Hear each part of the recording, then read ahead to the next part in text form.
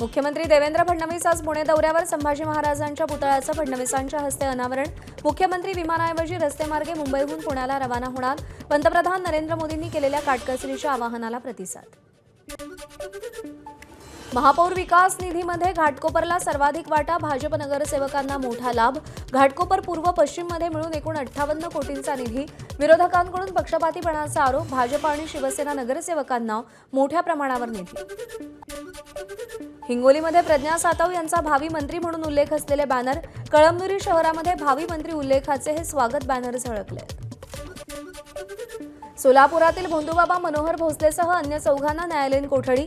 आज बरा करतो म्हणून भाविकांची फसवणूक केली. मनोहर भोसलेसह चौघांवरती करमाळा पोलीस स्टेशनमध्ये गुन्हा. दिलीप राऊत यांनी भोंदू विरोधात तक्रार दिली. नीट पेपरफुटी प्रकरणातील मनीषा मांढरेला आज दिल्ली कोर्टात हजर करणार. मॉडर्न कॉलेजची जीवशास्त्र शिकवणारी प्राध्यापिका मनीषा मांढरेला सीबीआयकडून अटक. अटकेनंतर बिबवेवाडी येथील घरी झाडाझडती. नीट पेपरफुटी प्रकरणी आतापर्यंत सीबीआयकडून 9 आरोपींना अटक.